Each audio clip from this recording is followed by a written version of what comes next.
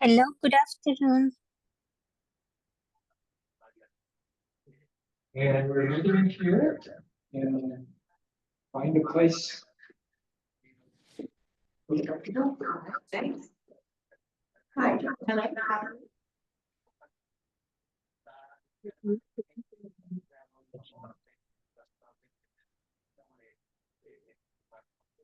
Can I put people in?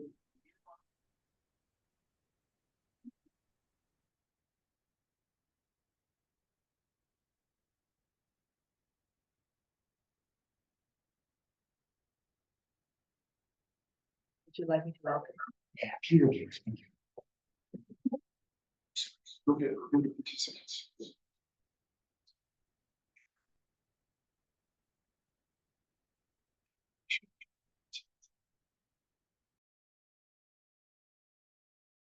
That's us.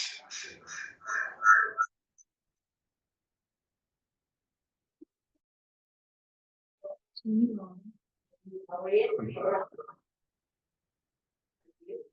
Are we in? Okay, good. So far. And this is okay, because we're not on, so we muted everybody.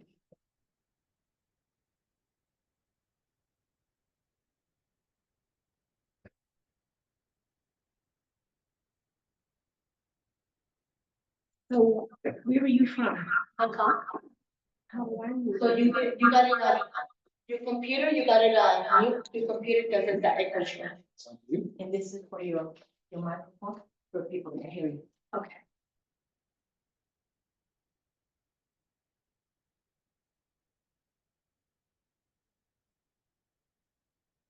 Recording. Is that better? Yeah. So what's your business?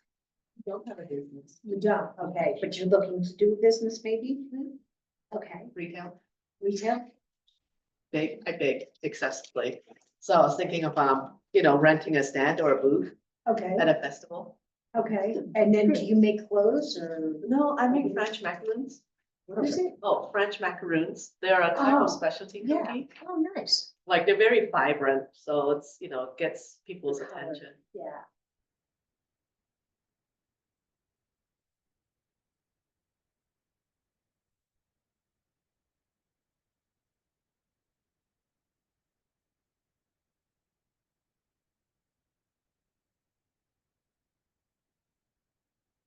You ready to start? Ready to start?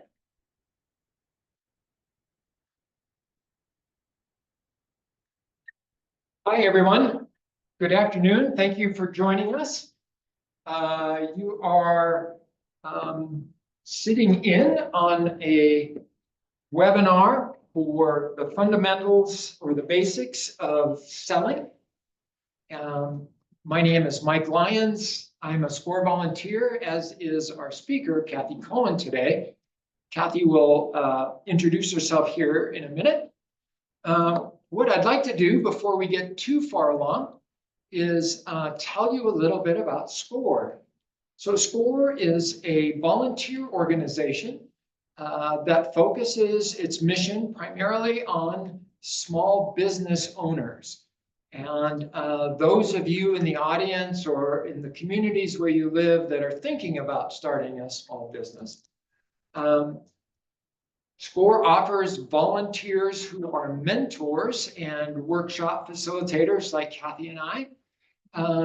All of this is provided free, and we offer this as a part of our SCORE mission. Many of our mentors come from the small business communities around the country and typically are retired and are in a position where they can give back to people who are running their own businesses. SCORE offers seminars and workshops to the local communities focused on small business success, much like this one. And you can find more information about SCORE services at the website listed here, denver.score.org. So with that in mind, I'm going to turn it over to Kathy, and Kathy will pick us up from there. Kathy? Hello, everyone. can everyone hear us okay online? If you can't, can you go into the chat and just put a comment in there and we'll figure out what's working and what's not working. We do have you all on mute. So if you have a question, I want you to be able to ask the question during the discussion so you don't lose the question. So if you can put it in the chat, and Mike will be monitoring the chat box to make sure that we get to all your questions. So a little bit about me. My name is Kathy Cohen, and I want to welcome you to learning about the fundamentals of selling today. I have been a sales executive and manager for the past 35 years or so. I was mostly in the healthcare space. So I sold everything from services to hospitals, to software to hospitals.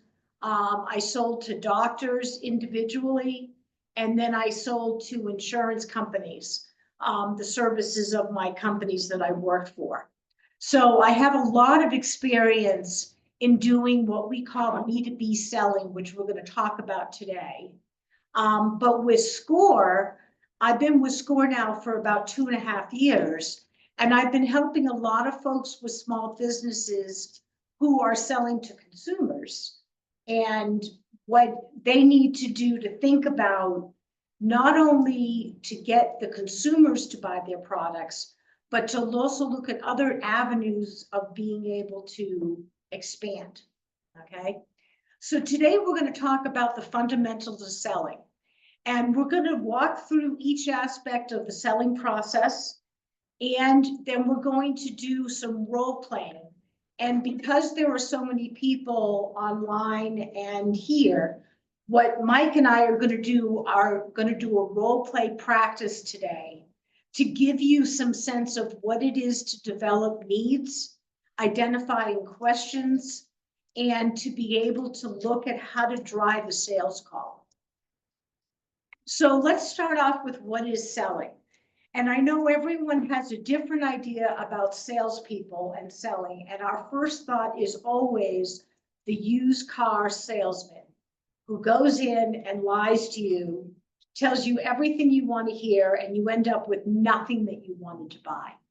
And that is not good selling. Selling is a very admirable profession. And when it is done right, it brings people together who would normally not find each other. And so the difference between a bad salesperson and a good salesperson is really about listening and asking questions to understand what your customer is looking for, what their needs are, and if you can meet those needs with what you have to sell. So selling is the process of exchanging a product or service for money, but it's really about meeting the buyer's needs while generating profit for your business, okay? What is the selling process? So when you're selling, it's like anything else. If you're doing operations, if you're baking a cake, if you're running an accounting department, there's a process and there are steps on how to do things. Selling is no different. So the first step in selling is knowing who you're going to call on and identifying the key prospects for what you're doing. And it's really important to understand that for most of us that are on the phone today, it's about niche selling. And it's about really looking at what am I selling? What am I satisfying the needs of customers? And how do I identify those people that would most benefit from using my product or service? Once I know who those folks are, I need to meet them. So obtaining meetings, making phone calls, sending emails, going to shows, going to farmers markets, you've got to go to where your clients are in order for them to understand what you have to sell. Once you've got a meeting set up with the client, whether you're doing it in 2 minutes at a farmer's market or whether you're doing an hour-long meeting, the goal is to uncover the needs of your clients and drive them to what the benefits are that you're delivering that you can solve those problems. So once you've identified all the needs, you then present your product or service to them. Notice I'm not presenting the product or service before I begin. The first thing I want to do is learn about them before I talk about me. Okay? And then the final thing, and this is the hardest thing for a lot of people, ask for the business. If you've uncovered the needs and if you think you can really solve their problems with your product or service, you have every right to say, so let's do business.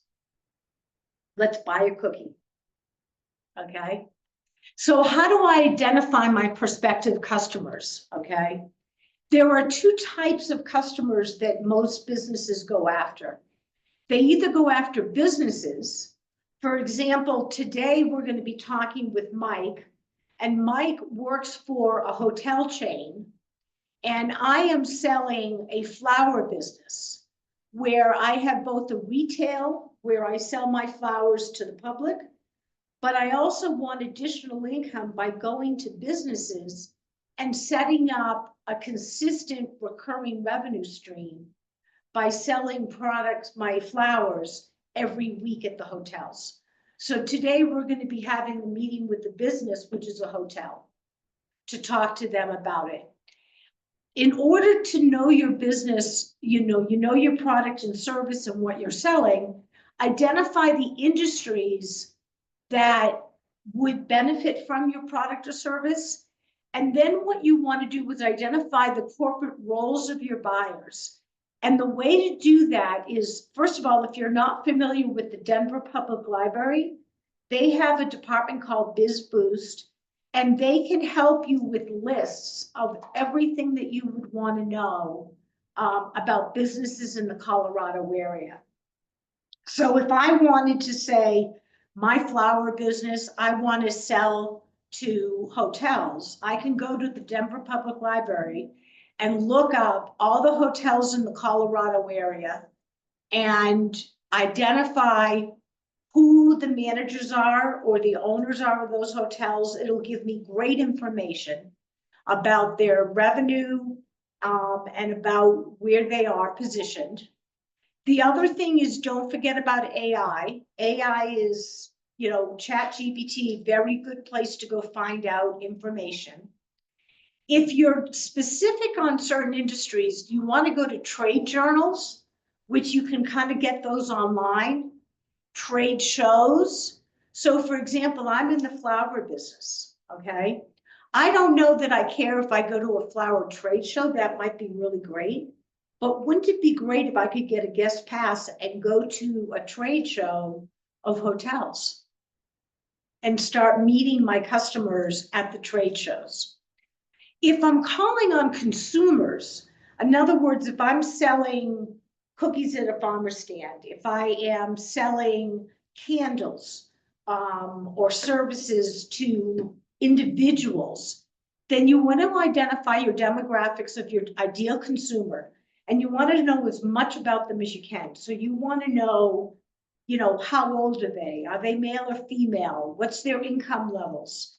Again, the Denver Public Library can help you with that in identifying where those people live. For example, one of my SCORE clients is doing home care, and she wants to go to the high-end home care because her services are quite expensive. What she did in going to consumers is she looked at Cherry Hills and Cherry Creek as one of her target markets, and then went from there to find out where people were living, what they were doing, what their incomes look like, and how to reach them. So the internet, farmers market, retail shops, but I also encourage you to think about B2C selling for, even if it's a consumer-based product. So for example, if I'm selling candles, for example, why would I not go to a business to say, would you like to buy 20 candles for your clients as Christmas gifts? Now I'm B2B selling. And I can sell a lot more of it. Cookies, if I'm making cookies and I want to sell them, why don't I go to companies and say, if you're doing an afternoon happy hour, or you're doing an employee appreciation day, buy my cookies and have them. So there's B2B is very important. So what is the selling process? It's identifying prospects. Oops, sorry, I went backwards. So to get the meetings with these people, that's always the hardest part that people say. So the first thing I would do if I'm going to sell to a business, I want to research the company and I want to research the person that I want to meet with. So if I don't know who the person is, maybe I'll go to LinkedIn, look up the company, and then find the people that have the positions I'm looking to meet with. So for example, today, I've got an appointment with Mike, who's the manager of the day operations of the hotel that we're talking about. Go to the website of the company that you're meeting with and start learning about what the company does. Go to Facebook, go to trade journals, okay? And then when it's time to get the appointment, reach out via email, and you should be able to get the emails, hopefully from the websites. Or you can telephone, talk to the operator, and ask for the email of the person that you want to meet with. And you can send them a cold email, or this is a little old-fashioned, but I think it would be appreciated, send some cookies in the mail and say, I'd like to meet with you about giving you more cookies. But direct mail is always something that is surprising for people because we don't use direct mail anymore. LinkedIn, trade shows, reach out to people. Another thing, Kathy, excuse me, that I would suggest is if you know someone who knows someone, so part of your network, if you know someone that works at the business, ask them, talk to them about maybe getting an introduction or having them help you find the right person within the company to talk to about selling your products or services. Personal referrals in selling are really the sort of gold standard. If you can get those personal referrals, that's the way to go. And then when you call them, we're not going to spend a lot of time on cold calling today, but if you get through to the person, I would just kind of say, hi, my name is Kathy Cohen. I run a flower shop and I'm looking to understand what you're doing with your clients at the hotel to display flowers for the guests. And I'd like 15 minutes, maybe just enough time to have a cup of coffee together to understand what your needs are as it relates to flowers and having flowers displayed at your hotel. And if there's an opportunity, I'd like to be able to talk to you a little bit more about it. If not, after 20 minutes of talking, if we find there's no opportunity, I'll let you go. So it's, you know, we can do a whole nother session just on how to cold call, okay? But for today, we're assuming that we've already got the appointment. If you're selling to consumers, one of the most important things is to have a website. And I think it's also important if you're selling to businesses, but certainly with consumers, people are going to go to the website. You want to have a social media marketing focus. You want to be able to do SEO and other types of marketing and advertising. And that, again, is a whole nother discussion. Retail displays for your business to business selling. And for shows, do as much research like the farmer's market. If you're going to go sell your business at a farmer's market, where is it? Who are the people? What's the income level of the people that are coming in? You know, what is it family oriented? Is it single people oriented? Because that'll help you to figure out what to put on display. Okay. Keep going in the wrong direction. Sorry. So now we've got a meeting with Mike, and we got a meeting with Mike in the next hour or so. The first thing I want to do is understand the person and the company I'm meeting with. which we just talked about. But the next thing I want to do is I want to drive the discussion with Mike. And I want him to do most of the talking, but I want to lead that discussion and ask those questions. So there's a lot of power in asking questions versus just throwing up and throwing up your information out there, okay? So in order to develop the questions, we need to do some work in advance. So we're going to anticipate potential objections they may have based on what we found out and respond to those objections. We need to be ready to present our product and service when we come in, if the opportunity arises. So we need to have either a deck or a go-to book or something to talk about, or maybe bring in a cookie to go with it. And then the other thing is practice asking for their business. Okay. So let's start off with, we're going to start asking questions. And what we want, the reason why we're asking questions is we're trying to find out if there's an opportunity that they would have a need that I can solve. So a need is the reason someone is willing to buy. If they don't see a need, it doesn't matter whether it's free, you're not going to want it. And I'll give you an example. If you don't need a new car, I don't care how cheap the car is and how wonderful the car is. If you don't need a new car, you're not going to buy a new car. And if you need a car, then you're all over it with tons of questions and want information. The more customer needs you identify during the sales call, the higher likelihood of selling your product. See if I close that down. No. How do you close that down? Move your cursor to the. Okay, so the fundamentals of success is that clients talk more than you do, that sellers ask more questions, and the sellers talk about their solution or their product later in the call. Okay? So this idea is that, as Kathy pointed out, what we're trying to do is we're trying to determine needs. And if you share your product information too soon, you may miss an opportunity to identify how your product or service satisfies a need. So it's important that you let that client talk, you ask them questions, and you use that information, their answers, to help you then position the product that you're going to, product or service that you're going to sell. Let's go back to our used car salesman that we all can't stand. What is the reason we can't stand him? He never shuts up, right? He goes on and on and on about, you need this, you need that, I need to get you in this car. Well, you don't know me at all. You don't know what I need. You haven't asked me any questions. So that's the difference between a good salesperson and a not so good salesperson. So there's 4 types of questions that we want to look at, because we're not just asking questions willy-nilly, there's a process to it.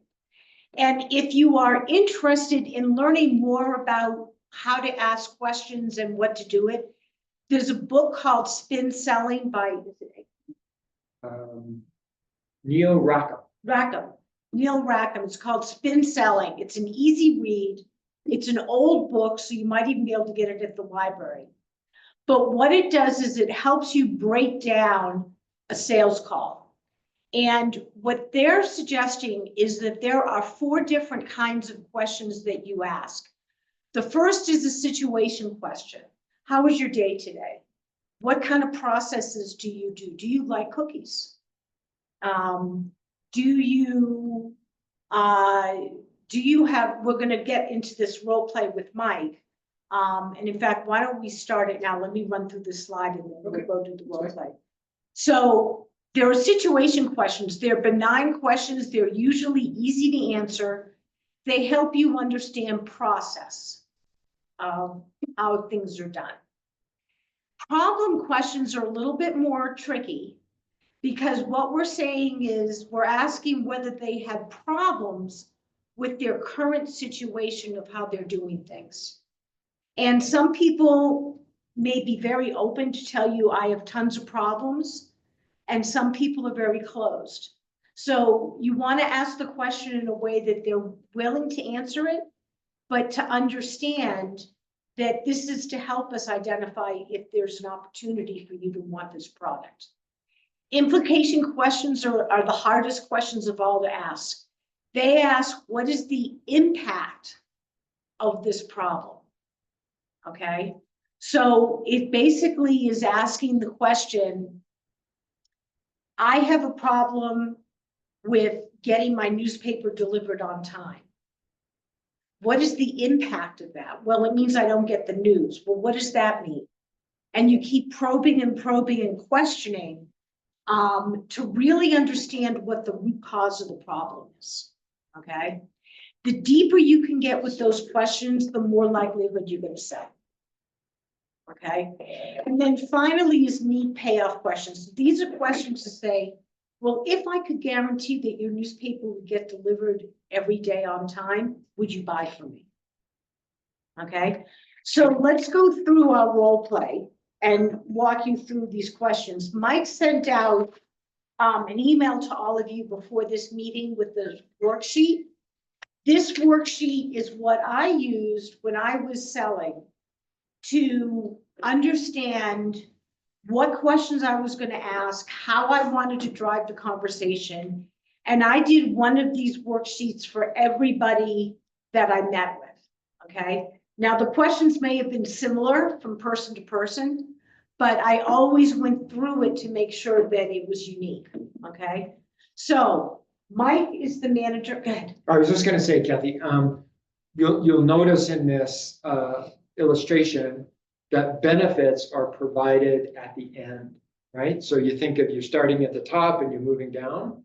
So you'll start talking about your solution, why your solution solves their explicit needs after they've explained this, after you've asked these questions, and after they've informed you what they're looking for, how your product or service can solve their problem. Okay. Okay, so Mike is the manager of ABC Hotel downtown in Denver. I'm the owner of Kathy's Flower Shop, and I am meeting with Mike that I preset this call to talk about ways to enhance the client experience at his hotel. Okay, so Mike, it's really good to meet you. Thank you. Good to meet you too, Kathy. I hope you don't mind, but I did a little bit of homework before I came in. Good. And I know that you've been with the hotel chain now for a couple of years. Mhm. And I noticed that you have flowers in the lobby and in the restaurant area. Can you tell me a little bit more about how they got there? Sure. So we have a contract with a current florist that provides flowers for us for our lobby once a week and for our restaurant area. And then on occasion, we'll ask for flowers for our conference rooms based upon whether we use the conference rooms. So tell me, how do you get those? How do you get the flowers? Can you walk me through from start to finish? Sure. So what winds up happening is the florist provides the flowers on Tuesdays. We have to clear the table where the flowers rest. Once that's cleared, they put the new arrangement on the table in the center of the lobby. And they do the same thing in the restaurant where we clear an area for the new flowers to be placed and throw the old flowers away, and they put new flowers up for us. So they don't take away the flowers? No, they don't. They don't. So if I understand the process correctly, and one of the things that, let me step out a second. If you're like, your head spinning, because you just gave us a whole lot of information, right? Calm yourself down and just repeat back what he said. And that'll get you grounded again on where you were. So Mike, what I'm hearing is that you get flowers every Tuesday, but you have to clear the area to make room for the flowers to go in from that week. And then you have to take away the flowers from the prior week. That's right. Is that correct? Yeah, so I have a staff member, a house cleaner, someone who does room cleaning for us. And they're responsible for taking care of clearing the old flowers out and getting the tables ready for new flowers. And does that create a problem? Now I'm going to a problem question. You hear that? Does it create a problem with having to have the staff clear away the flowers? You know, I didn't think it did at first, but after a while, what I'm seeing is that I'm having a staff person do this cleaning of the lobby and the restaurant for a couple of hours every week that I'd rather have them cleaning hotel rooms. So what's the impact of them not cleaning the hotel rooms and spending time getting away the flowers? Well, it's hard for me to measure for you, but I would tell you it delays, you know, clients getting into their rooms earlier. I don't like having somebody from the cleanings or cleaning staff in the middle of the lobby during the day when I've got clients checking in and coming in. It gets kind of clunky, and it's not the experience I want for my clients as they enter into the lobby. Have any of the clients ever commented? Oh, yeah. I get every once in a while, you get somebody who, you know, doesn't want to see a cleaning person, you know, cleaning a table, but it's not often. Not often, but still, that sounds like that is a Something I'd like to little avoid. embarrassing. Yeah, Yeah, something I'd like to something you'd like to avoid. And then so they come every Tuesday. Are they on time? Well, times vary. You know, we've asked them to come early in the morning so that we don't have clients in the lobby, but usually they get there around noon. Sometimes it's later in the afternoon. Yeah, So that interrupts. it can be disruptive. Yeah. Disruptive, okay.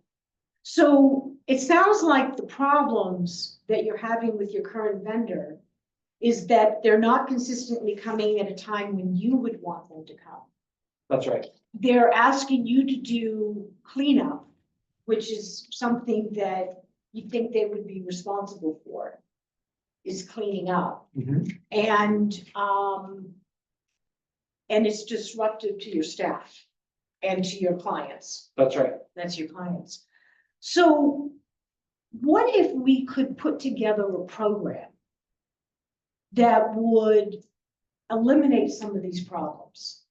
Okay. So if we were able to commit to a guarantee to coming out to visit you once a week, and we would be there at 6 a.m. before people are up and at 'em, Mhm. and we would take away the flowers. Ah, So okay. you don't have to take away the flowers. And we would come once a week so the flowers wouldn't be dead. Mhm. Would that be of interest to you? It would, yeah, particularly if the quality of your arrangements were something that you know was appealing to the client and the management team. Yeah, I think that would be great. So I'm going to stop here. But my next question with that comment would be, what does an ideal flower arrangement look like? Mhm. So get him to talk about that. And is he getting that today? And if he's not, it's another problem. So can you follow along with what I'm doing? I'm asking an open-ended question that is very easy to answer. So you get flowers delivered once a week. What time do they come? It's not my problem, it's their problem. They come at 12. Is that okay? No, it's not. Why is it not? That's the hard question to ask, because that's the question where people go, well, it's just a problem because it's a problem, or, you know, something like that. But you're getting in the guts because it now makes it look like Mike doesn't know what he's doing, you know, and that's okay because you want him to be angry with his vendor. That's the goal, is to get him upset with his vendor. And by helping him define his own problem, you're also clarifying and making that problem, instead of being an internal thought problem, it becomes an external, like, oh, this really is a problem. I have to actually do something about this. right? Exactly. Yeah, Here's it's kind my- of a call to action. Right, yeah. Yeah, right. when I start telling her as a salesperson, as a florist, that I've got this problem, it starts to wear on me. I mean, Right, there's an implied need to do something. Right. To And then, take action about it, as opposed to sitting and doing nothing. Notice I haven't done a couple of things, okay? In the intro of the meeting, I may have spent a little more time going, I started my business 5 years ago, and this is what I'm doing, and these are how many hotels I'm working with, but very high level, okay? He really doesn't know what I do yet. And at this point in the call, I would summarize everything I've heard and say, if it sounds like it's something that you may be looking to switch, if you get the kind of arrangements you want to look at, what I'd like to do is spend 15 or 20 minutes with you and talk about my company and what we do different and get their permission. So now you're not talking over them, okay? And I would probably have a book with all my flower arrangements, with pictures, so you can see and he can pick what he wants. And then I would go in, so when it goes into presenting your product or solution, oh, bad. yeah, there's 3 things to think about. You have features of your product. I sell flowers. That's a feature. Okay. What's the advantage? Well, I can deliver flowers to you at your hotel every week that are fresh cut flowers. Okay. What's the benefit? Your clients are going to think you're a higher end hotel. And they're going to want to come back and stay with you again and again. A benefit is what benefits that person, not you. A feature and an advantage benefits me. A benefit benefits the client. So you've got to get there. So you can say, you know, we do seasonal fresh cut flowers that reflect the popularity of the flowers during that season. The advantages of that is that we can bring you the freshest flowers on a routine basis. And the benefit to you is that your lobby area and your restaurant area are going to look more beautiful. And that'll make your clients happy. Because that's what he cares about. Go back here. So asking for the customer's business is now the time. And now do you see you have a right to ask for the business? Do you know that the customer expects you to ask for the business? And if you don't, they look at you like you just wasted my time. When you have done value and really have shown the client that you can do something better than what they're currently doing, you need to ask to say, can we give it a try? Do you want to try a 30-day trial? We'll do 4 weeks and see how we do. And then if that works well, I'd like to look at a longer term contract. Right. So. You can put, this teeter-totter, if you will. The red, I like how you did the color codes. The red, the don't buy is pain. The blue is benefit, be by benefit. And that benefit has to outweigh that pain. You got it. Right? Or the pain is so high, right, that they're gonna do something. Yeah. But to do something with you, Right? you've got to have the That value. benefit, right? that Like the value. worst that can happen is you get it out there and they realize they have a problem and then they go out to bid. Right. Which has happened to me before, in my thing. So selling is a process with identified steps. A need is the reason someone will buy. You only present your solutions after you understand. The other thing to keep in mind is I may not tell him everything that I can do. I'm only going to tell him what I can do to solve the problems that we've identified. If he asks other questions, Right. well, what do the flowers look like? Well, he brought that up as something different. I want to address it. but I don't need to show them A to Z. If all they're looking for is B, C, and D. The other thing that this does, and it's implied here, is that your solution, whether that's a product or a service, may not be the answer for the client. It may not be what the client needs. And in that case, it's better to have the conversation, clarify it through your questions, and recognize you're not a good solution for the needs of this client, and move on. The worst thing that can happen is you can modify your business to meet this client's needs and find out that you're bringing yourself through a terrible effort to really not succeed. So it's important to recognize that you're not going to solve everybody's problems. Being sure of who your best clients are is really going to be important. And that's back to the top, identifying who your clients are. Know the demographics, know the thing. In a business that I was in early on in my career, we were selling pathology services. So, you know, if you take a tumor out or skin or anything, it goes to pathology to be looked at by a pathologist. 80% of our business was in one bucket.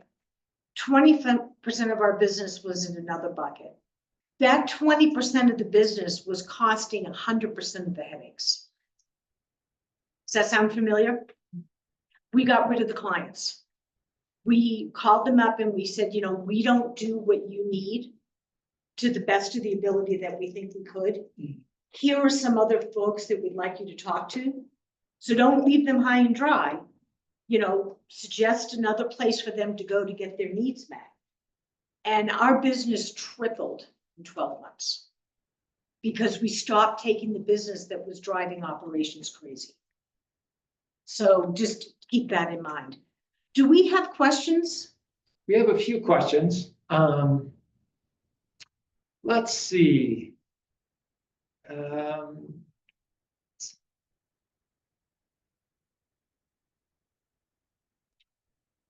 So the one question is, would this process be similar digitally? I think it would. Now, it's going to be a little bit more tricky because the person's reading what you're doing, I'm assuming. Could be, Could yeah. be reading, okay?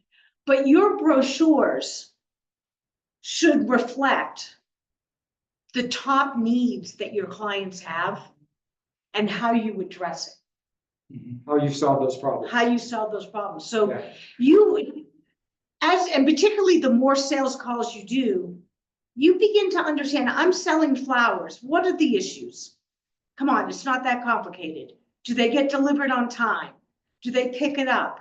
Are the flowers pretty? Do they die within a week? Am I billing correctly? Do I come at a time that is convenient for you? I mean, there's only like probably 25 issues that someone's going to have with getting flowers. And Okay. in your case of using flowers specifically, ironically, you're using that, is my supply chain the same as everybody else? Meaning, am I getting the same flowers that look beat up and dead on arrival, right? Yep. Or do I have a source, a supply source that is giving me the fresher flowers so that I look better, right? You know, so in It all terms of goes, that, it all it's a big circle, right? It all Yeah. fits.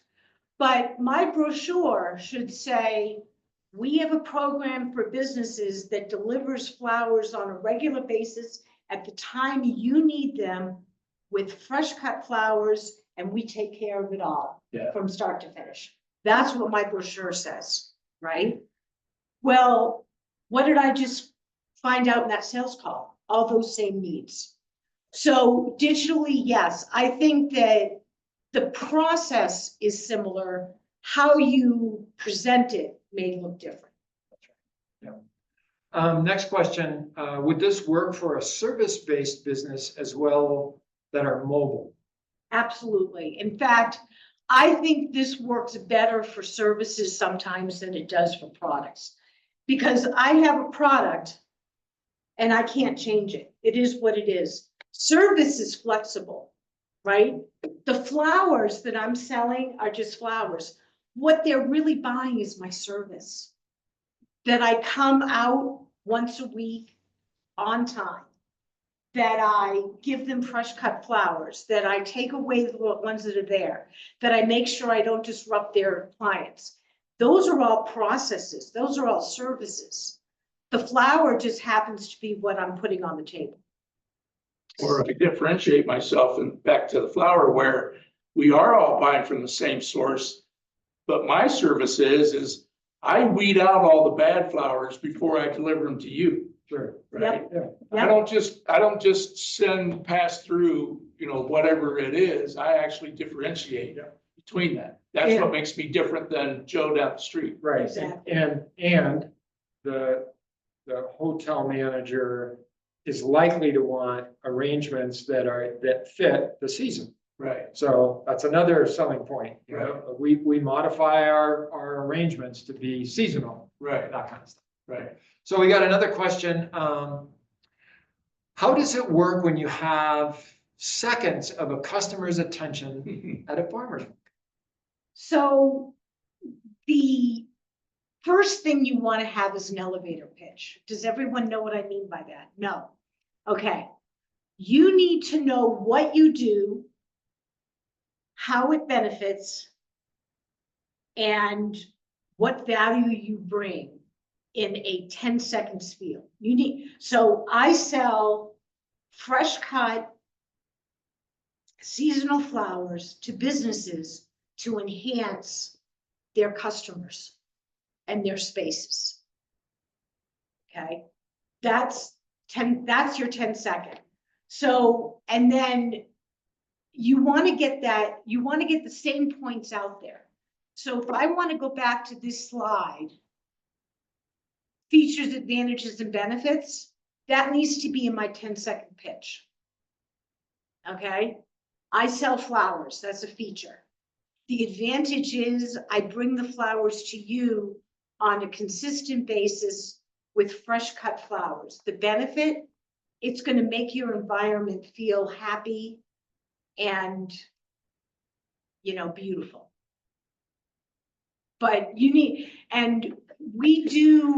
SCORE does do a breakout session on how to write your elevator pitch, your 10-second elevator pitch. Yeah. That we just did for the women's group in Arvada. But if that is something that you would like as a follow-up to this, we can set something up and do the same thing again.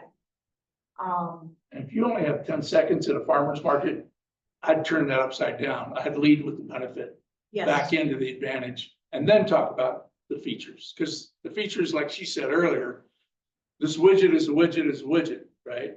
What do you sell? She's selling beauty, right? She's selling attractiveness in your business with this flower. Okay? That's what I'm really selling. What's the advantage? It sets you apart from the other hotel down the street. Yada, yada, yada. But you got to get a 10-second elevator pitch down. And you got to know your business inside and out. So if I'm selling cookies, for example, I do home-baked grandma's recipe cookies that feel warm in your stomach. That's what I do, and go from there. How would you like to try? What's your business? Real estate investing. Oh dear, okay, Mhm. hard time. Yeah. Right now. Well, the problem I have is like I could sell to anyone. Like, I don't know how to narrow down who to find to sell to. Like, We'll talk afterwards. You have to get it narrowed. You have to, if you're selling to everybody, then you're selling to nobody.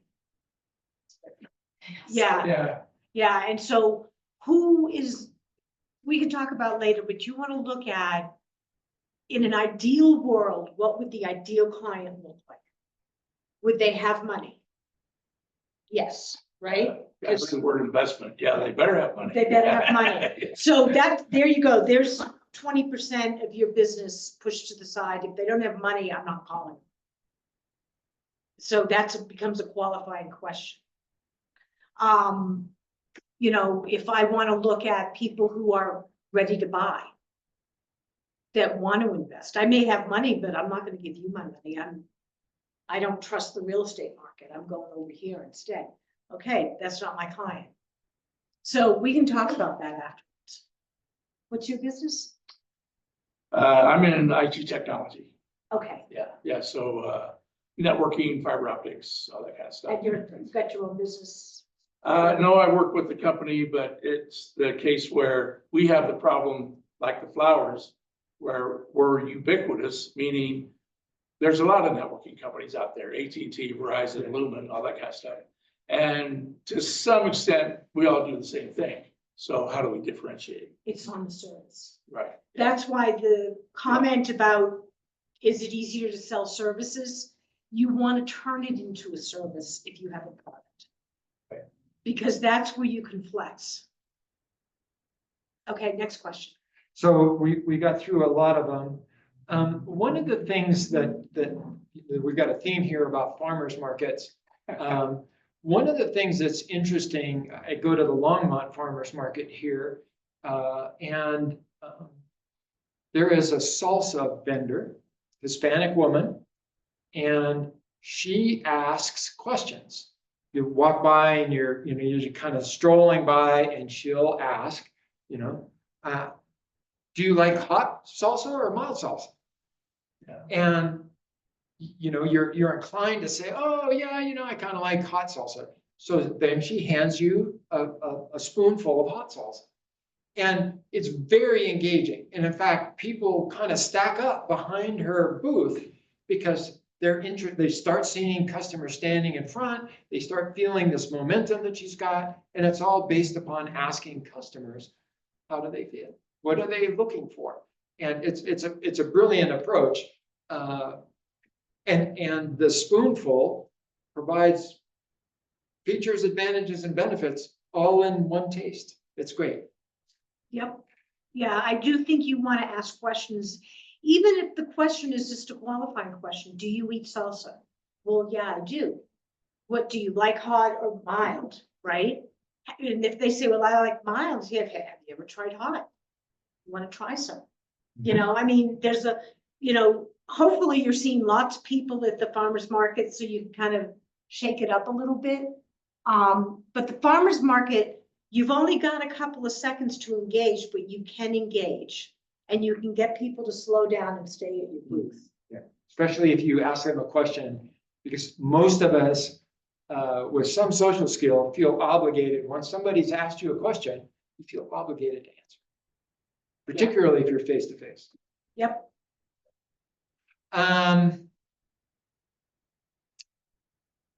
So Israel had an interesting question. He does landscape maintenance and landscape design, and he goes to conferences or shows where landscaping companies are showing their services and wares, and he's wondering how to engage somebody who's walking down the aisle looking at a variety of different companies. How do you get somebody to stop and talk to them? What's the At your booth. Yeah, at your booth. So You like salsa?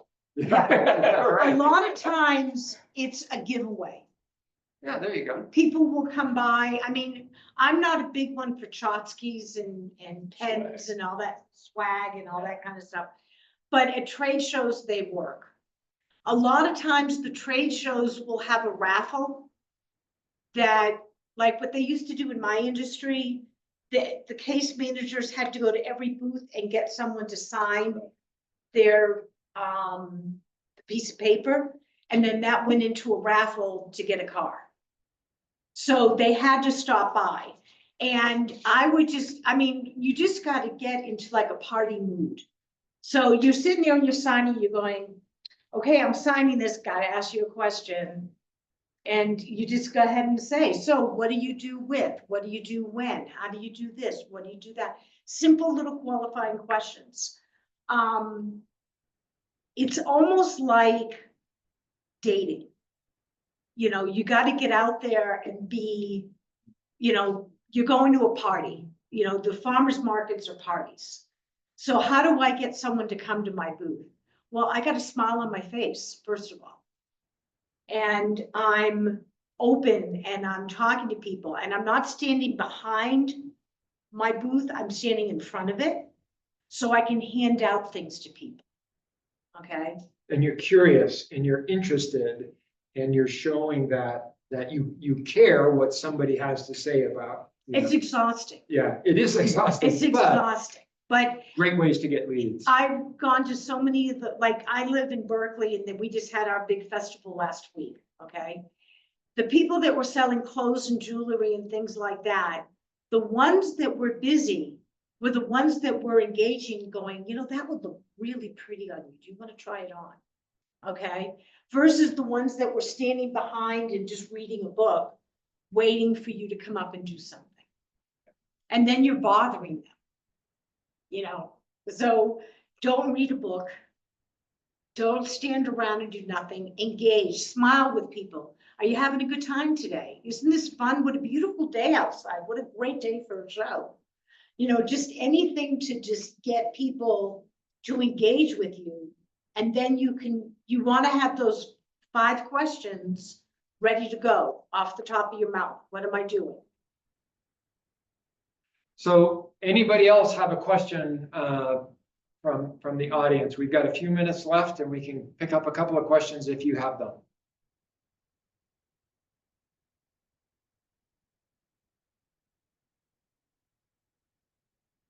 Okay,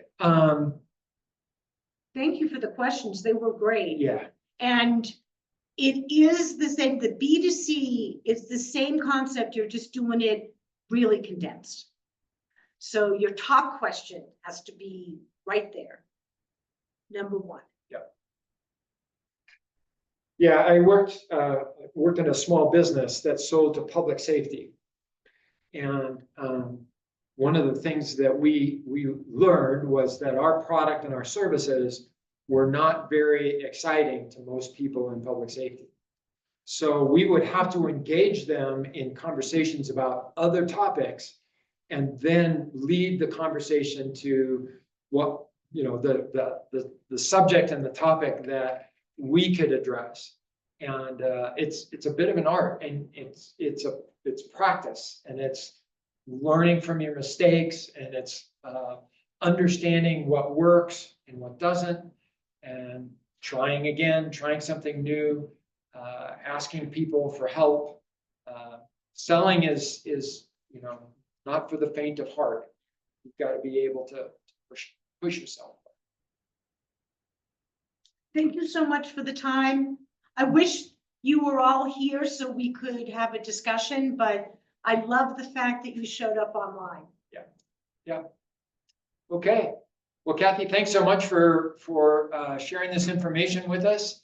We appreciate everybody attending, and we wish you all a good evening and a good rest of your week. Thank you. Sure. Let me get off this.